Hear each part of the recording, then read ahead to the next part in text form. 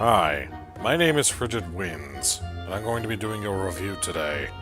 Why? Because Deckard's a lazy That's not the reason. Oh? And pray tell, what is the reason? You know I'm swamped with collabs and projects. Oh, Mr. Fancy Pants joins the Rift and suddenly he's too popular to do solo reviews. Can you not be a jackass for like 1 minute? Why don't you come out from behind the camera and tell that to my face, Oh, you're gonna start giving me the disgruntled Twilight moans now. Don't you usually make that noise when you have a hot date with a laptop and a tissue box? Just stick to the script and do the review. Fine. My name is Frigid Winds, and this is... You have to be kidding me. This is what you get for drinking all the cider. Ugh.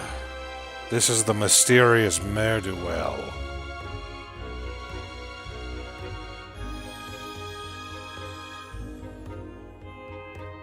This episode sucked. Am I done? Luna, help me. I am not restocking the fridge until you review this episode. Okay. I don't need a drink when I'm done with this anyways. We start with our favorite chicken rustling some feathers in its coop. Scootaloo has started the Rainbow Dash fan club, which immediately tips off the audience that this is a Rainbow Dash episode. We then cut past the opening song, just to find out that a foal has fallen down a well. What is it with earth ponies and wells anyways? I mean, didn't Kichi fall down one? That was an April Fool's video. Really? I thought she wouldn't do the backflip at BabsCon because she fell down a well trying to practice. Regardless, Silvermane should have kept that mustache. It looked awesome. Focus. Right. So Rainbow Dash ends up saving the foal, and then ends up saving a baby, and then ends up with a fat head.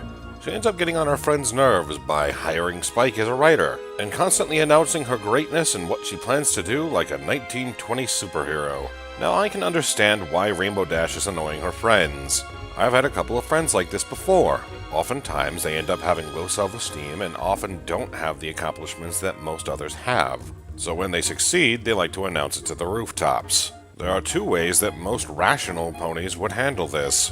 One, they ignore it until the limelight is off that person and it goes away. Or two, they talk to that pony and say, "Hey, we know you did something good, but stop it."